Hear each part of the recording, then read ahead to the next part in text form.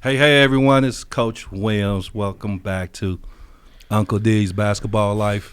I know it's been a minute. We've been on the road. We've had some really, really tough games here this season. We played the Gonzagas of the world, Washington State, Oregon State. We had Robert Morris. And a lot of those teams last year, Robert Morris went to the NCAA tournament. Gonzaga is always in the NCAA tournament. Oregon State and Washington State had big years last year. And so we've had some really tough games, which I think will build chemistry for us and some toughness by the time we get to conference. So we actually are starting to play a little bit better.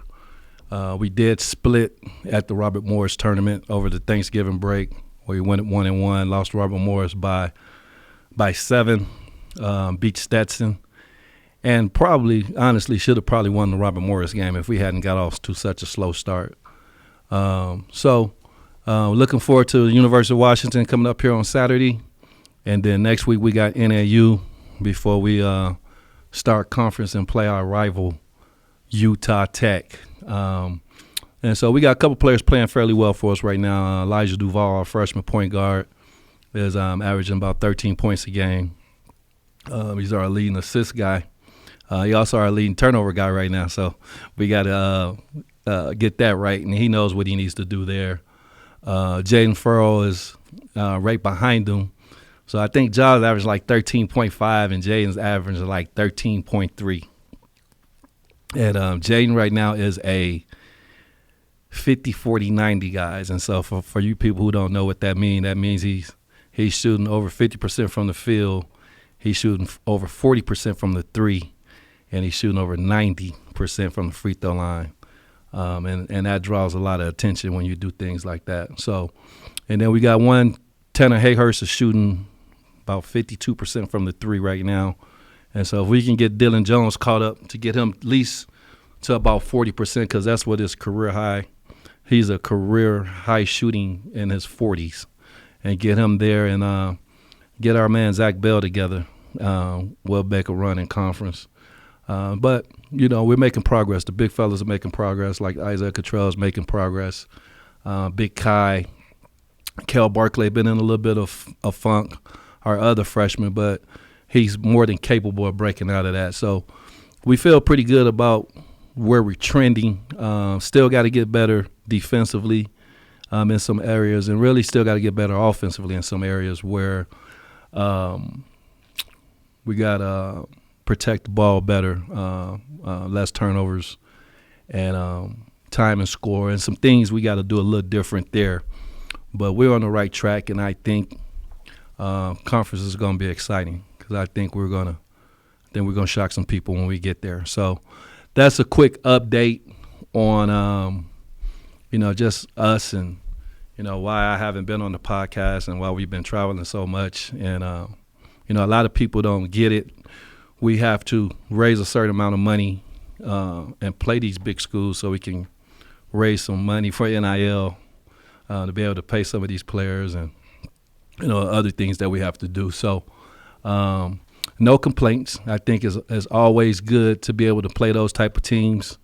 And so once we do get the conference, we really shouldn't be scared of anybody, because we done played against some of the best competition in the country, and probably some of the best bigs we've played in the country, as well as some of the best guards. So I'm excited these next two games.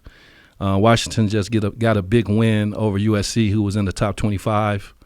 And then and so now we're walking into the den over there for that one. But excited about what can be. So we got two special guests today. We actually have our point guard in the building, Elijah Duval, our freshman. And then we got his brother here, Trevon Duval, who comes down to see his little brother from time to time and give him some support. So this is exciting for me to get both of them here. What's up, fellas? What's up, man? How you doing? What's up, Coach? How you doing? Can't complain, man. This is exciting. So T, I'm gonna start with you first. So tell people where you went to high school and where you played your college ball at. So my senior year, I went to IMG Academy down in Florida. And then after that, I did my freshman year at Duke University. Now, I know you got recruited pretty heavily. So what made you pick Duke? Oh man, my decision to go to Duke was it's pretty easy, kinda.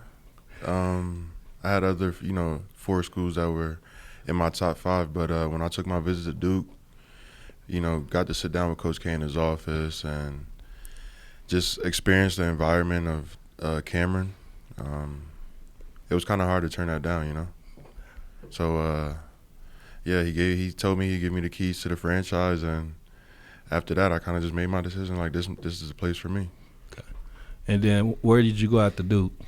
I signed with the Milwaukee Bucks out of college, my rookie year. Yeah. Okay. Nice. Now, so you didn't stay till your senior year? No, man, I did. I was one and done at Duke. Made it all the way to the Elite Eight, and I got up out of there after that. Now, I know this hindsight. Sometimes do you wish you to stay maybe one more year at Duke?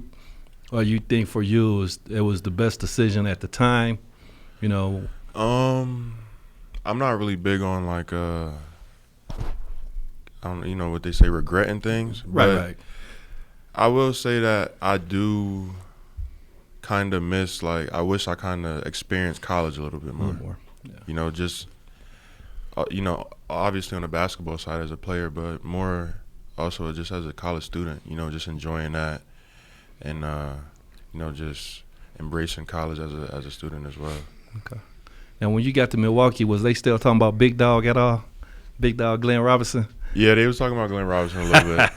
But Giannis, that was Giannis's Giannis show at that time. Yeah, absolutely. Me and Big Dog played together in high school, so okay. I'm a couple years older, so we still talk. Yeah. But the funny thing when you say about Duke, when I was at San Jose State, we played Duke. We were probably they were top 5 in the country. That's when DeMarcus Nelson was there. Oh, yeah. Roberts, the lefty, 6'10" kid, was there. And they just had this mystique about him. And the funny thing is we went there for practice to Duke. And when you walk into Duke, other than the banners, yeah, it just looks normal. It just looks normal. Yeah. And so our players was like, and I think it actually helped us. Yeah. It psyched us out, right? They were like, this is Duke? Right. This is everything they talk about? And so about an hour before, about 30 minutes before the game started, they done let the Cameron crazies in. And then the next time we walk out there for layups, for the layup line. It's a whole different. They were like, uh-oh. And, the fans was messing up with me because I had on these blue, gray alligator shoes. And I had them talk about, man, what can I give my grandpa some of them alligators, Yeah. And so probably, I tell people all the time, I've been coaching college 15, 16 years, coaching altogether 20 plus.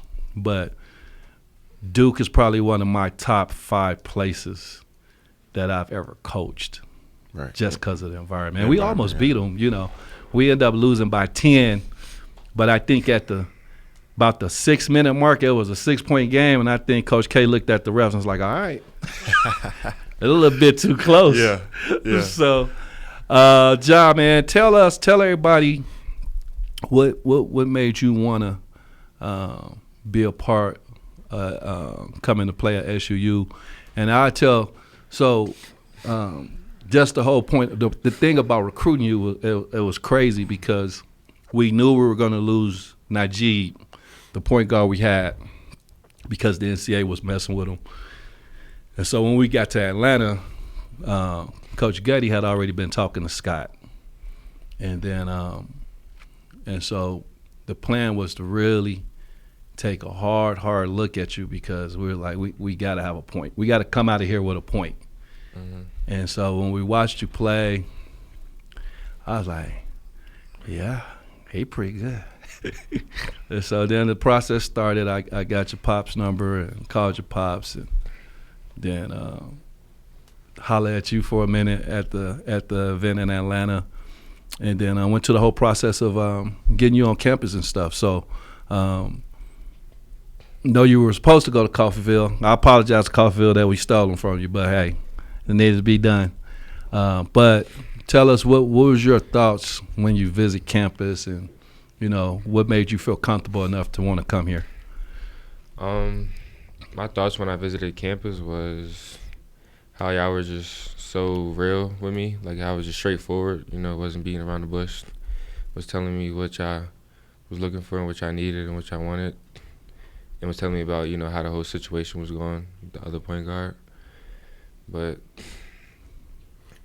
everything was just so real. Like, I felt like y'all believed in me. Like I actually believe I can come in here, and start as a freshman and, be able to contribute and get better and blossom. Okay. Yeah, I mean, and we still feel that way, even when you're here. Yeah, I think the sky's the limit for you. You clean up some things. We've been working out. Now we got to get in that lab and watch some film and get some things corrected. But I believe everything we've kind of told you, we were pretty honest about our word. Mm-hmm. And so now it's just getting you to that next level. And we were joking around earlier before you walked in here. And yeah, we were talking about you. And we were just saying, hopefully he put it all together come Saturday. And then it'll carry all the way through conference, until what we need to do. But we feel like the sky's the limit for you. Talk about the first 11 games so far.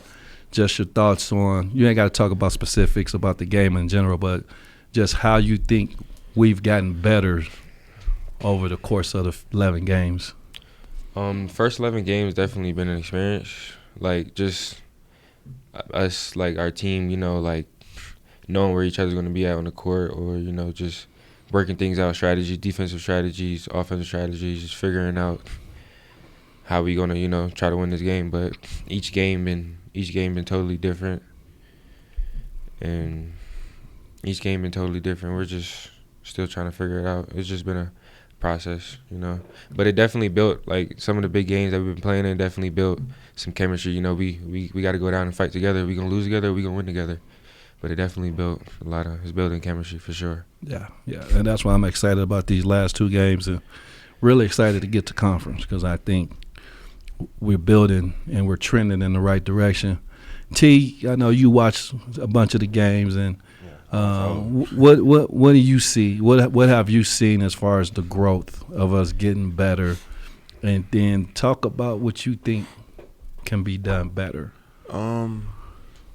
You guys have definitely grown a lot since your first game, obviously with, your wins and stuff. But what I've seen is the team kind of come together a little bit more, and kind of figure out how to play off of each other and, what guys their strengths are, and kind of using that to y'all's advantage on offense especially.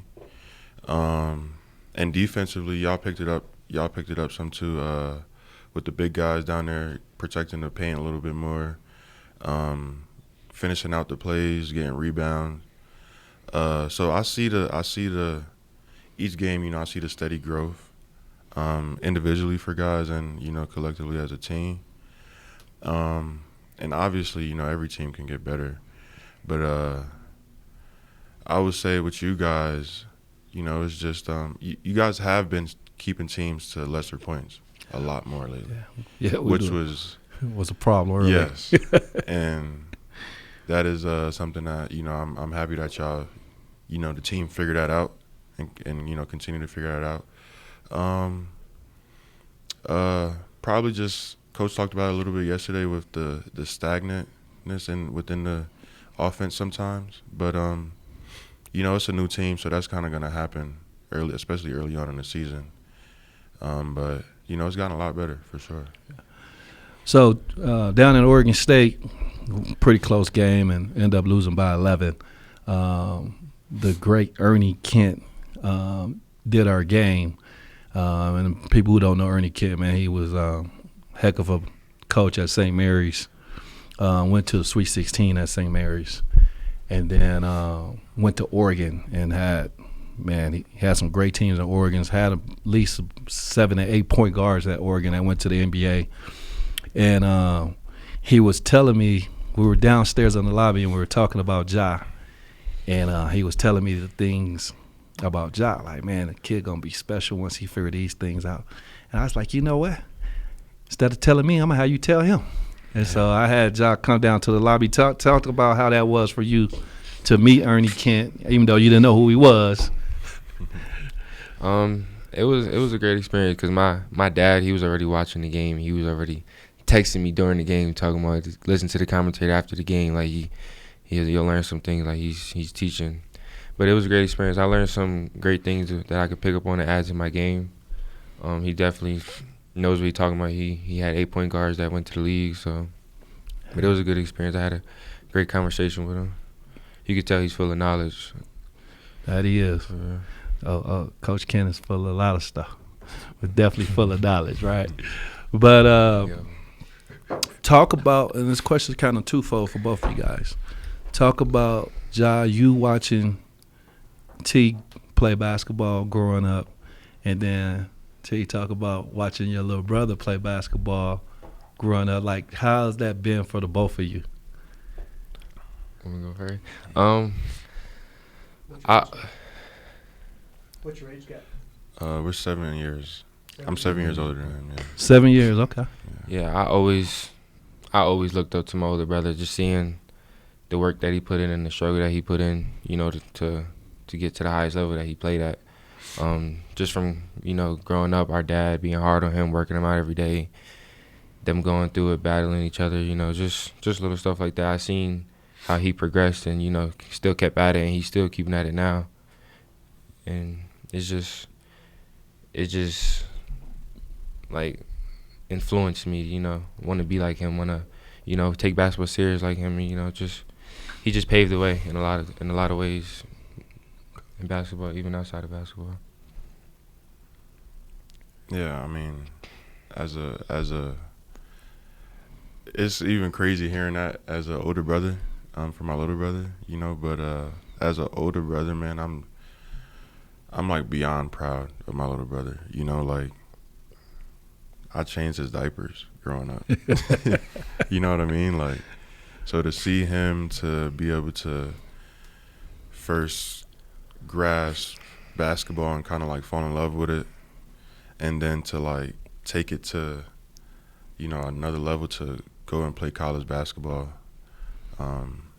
You know, the second person in our family to ever do such a thing like that is just like, I'm just super proud of him, you know, just to see him grow and become a young man and become a good basketball player and do whatever he wants to do in life is just, words can't really even explain it for real, you know?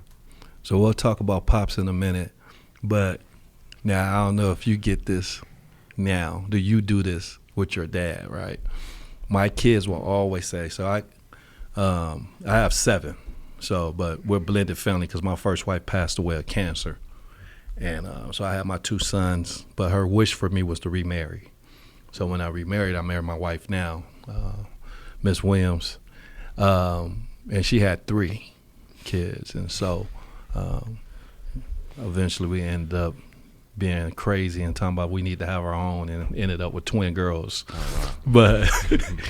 But my older kids will always say to me, Dad, you're so much softer on them 2 than you was on us.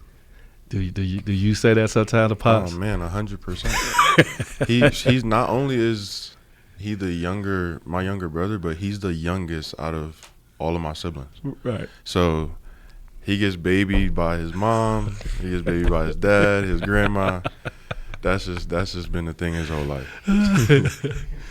Oh man, I mean, we get it. Me and my wife get it just like, because the girls got phones now and they're 11. They were like, man, we didn't get phones till we was almost in high school. Right, you know? right. And, now, one thing I haven't started doing, I haven't really started coaching the girls and pushing them in basketball, which I'll eventually do. But I do work when they play softball and they do gymnastics. I can't do nothing with gymnastics. I help them with volleyball a little bit, but I haven't start pushing them like I did my boys, because I got one twin that can take it. Yeah.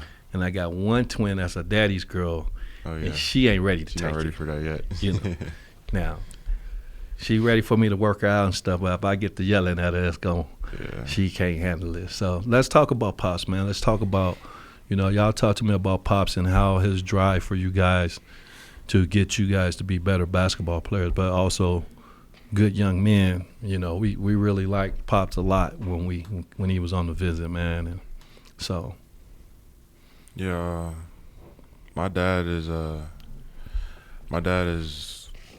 molded both of us into, some people say decent young men, and he's definitely influenced our basketball lives completely. With me, it's kind of like how you said with your older kids. He pushed me. He kind of put the ball in my hands and like gave me that push that I needed, and it definitely helped me and got me to where I'm at today. Installed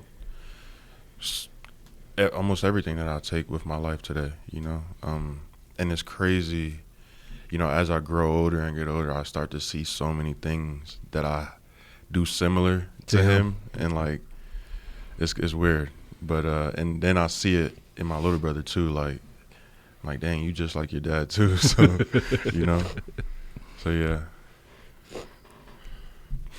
With me, since my dad, he always pushed my brother.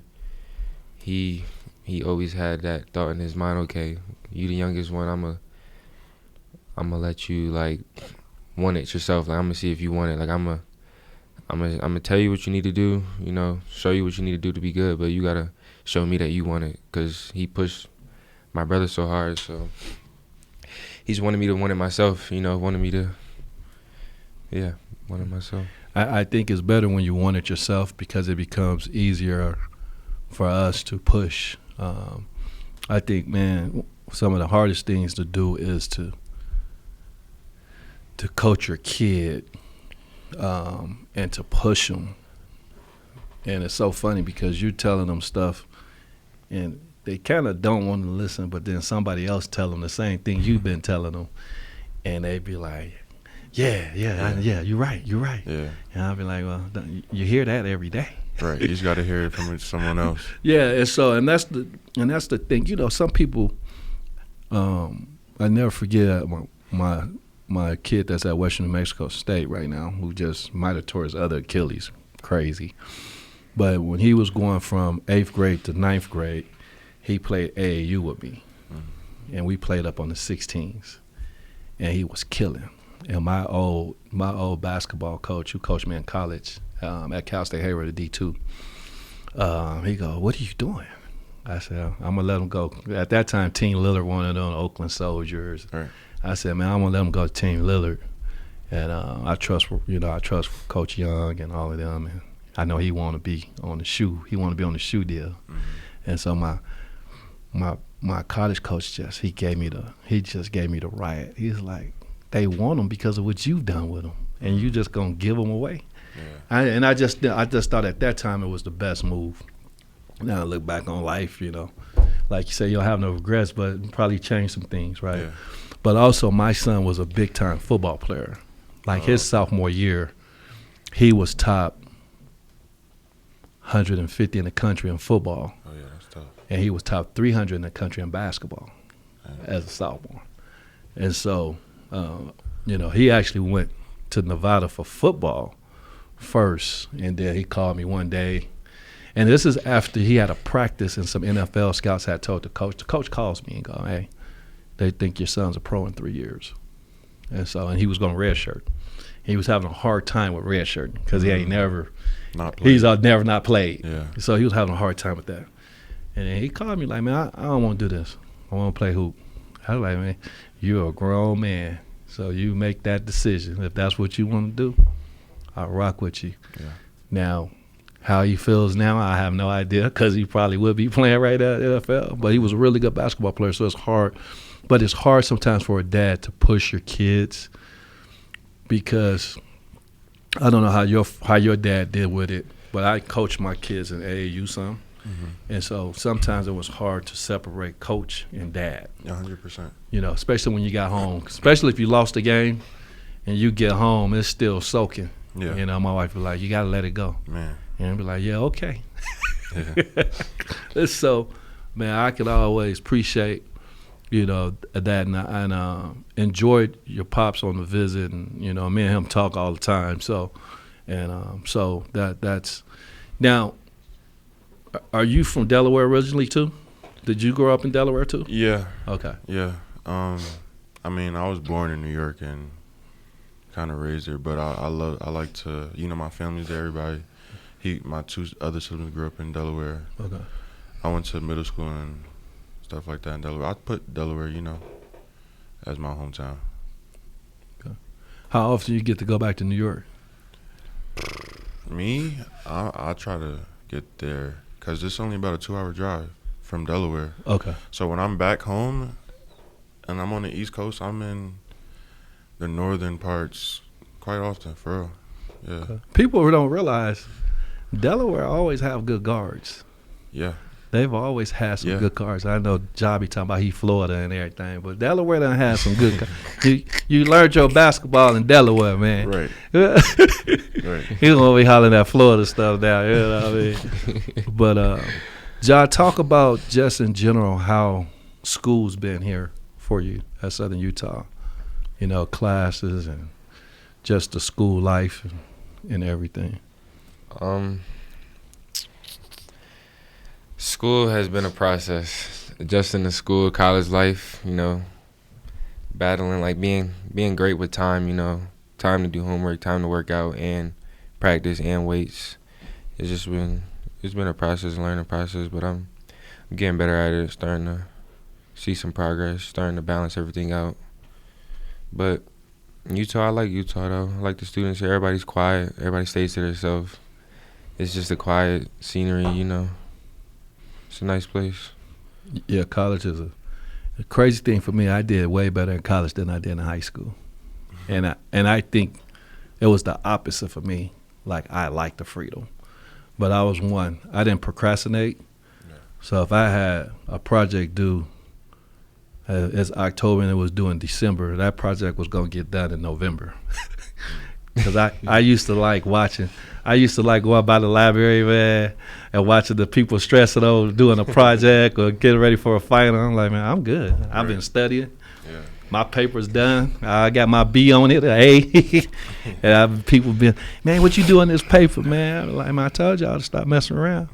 So it actually did the opposite for me, where it made me, I became really good with time management. But college is fun, man. College should be before you get married and have kids.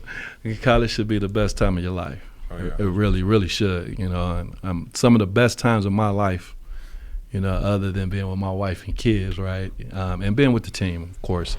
Some of the best time of my life was in college, man. Like, I learned so much in college, and I'm the first one in my family to get a college degree. So that was big for me and big for my mom. I always tell everybody, yeah, my mom, I did it for my mom, but I wouldn't be coaching without that degree. Like, every job I've had that's been good is because, you know, God has blessed it, but also because my mom made me get that degree. Right.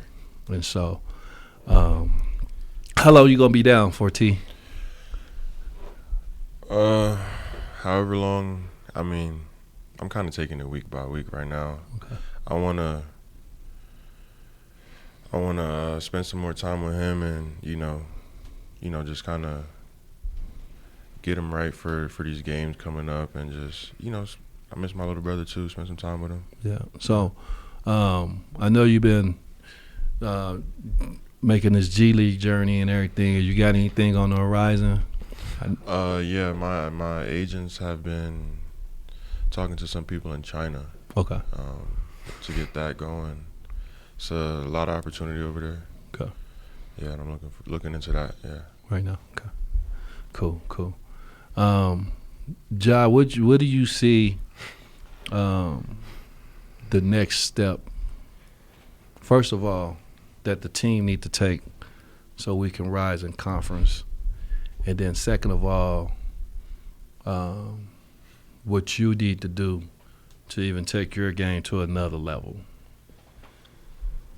The next step we need to take is just coming all together and just saying, you know,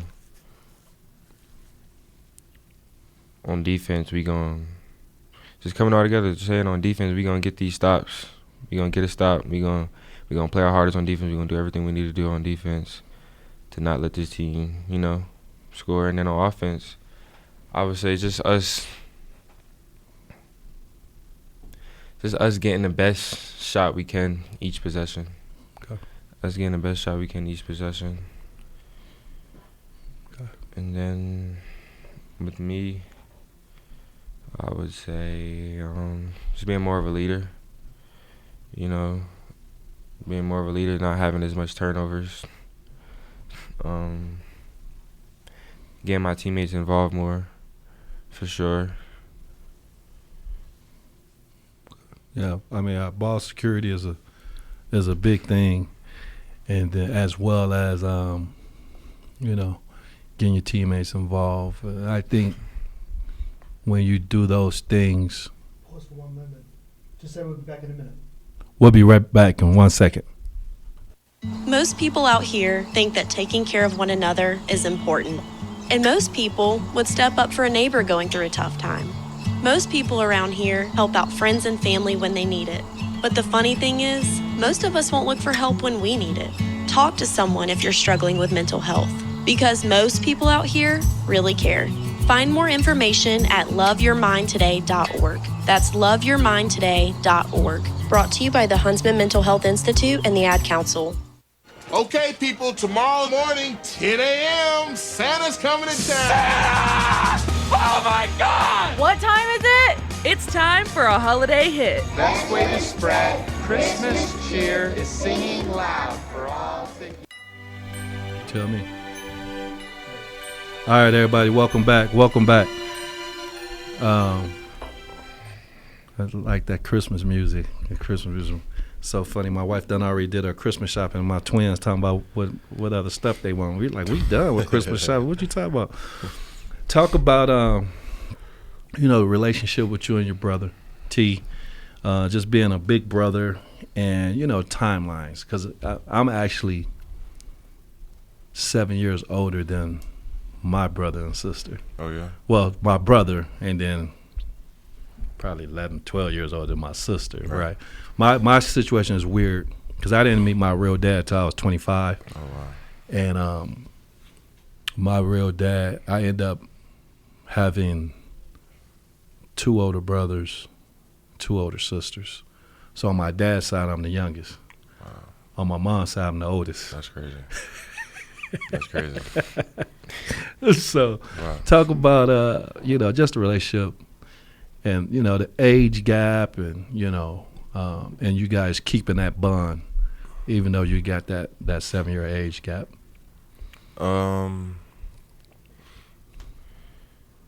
Man, I mean, I guess I'll go. Well, so when I was younger, I was about 5 years old, 6 years old, and I didn't have a brother yet. I had 2 sisters, right? And so I started to ask my mom, like, Mom, for Christmas or for whatever, I need a present. For my present, I need a little brother. So I asked for a little brother, and sure enough, I ended up getting a little brother, and it's been great ever since. Especially having 2 sisters, you kind of have like another boy to like just grow up with and just teach him what and all the good, all the bad, all the everything. Yeah, beat up on him a little bit. Yeah, beat up on him. And, A lot of it. yeah, and then then us growing up together, and then basketball kind of like becoming our love, you know, like sharing that bond of loving the game and just seeing that like kind of mold our relationship too in a way, Right. because of, you know, how much we love the game and we bond through that as well with all the other things we do in life, you know, as just brothers. It's a blessing to have a little brother, you know, because I have a bunch of friends that don't have Siblings. siblings, right, and they just don't understand that Relationship. you know. Absolutely. And it's something that I'm gonna have for the rest of my life, and really thankful for that, you know. Yeah. People don't understand that. Yeah. Hey, everybody laugh at me when I tell them that story. I'm oldest on my dad and youngest on my dad's side, the oldest on my mom's side. They'd be like, man, that's crazy. Yeah, that's crazy. I never heard nothing like that. So, John, how do you feel about, you know, the way Coach Jeter been coaching you and the rest of the staff trying to get you to that next level? I feel like Coach Jeter has been doing a great job. He's been, you know, tough for me to get me, which shows he cares, you know, to get me better in certain things that I need to get better in. Well, I need to get better in everything, but he's been tough for me, you know, just keeping it real with me, you know, to help me to, you know, get to the highest level that I want to play at. But I feel like he's been on the back of my mind a lot, you know, just about little turnovers and just little things that I need to get better on. But the coaching staff has been, you know, pushing me every day, you know, just to get better, which will make us all better, make the whole team better. Okay. All right. So, which game has been your favorite game to play in so far, and which game has been your least favorite game to play in? So I can guess which one is the least favorite, but I don't think you can. My favorite game that I played in was versus Gonzaga. Like, just the atmosphere was like, it was ridiculous. It was like, I felt it, you know, like I heard the fans. Like, on the court, I felt the, you know, the pressure from the fans. But like, it was an experience. It was a nice experience, I would say. My least favorite game, I would say.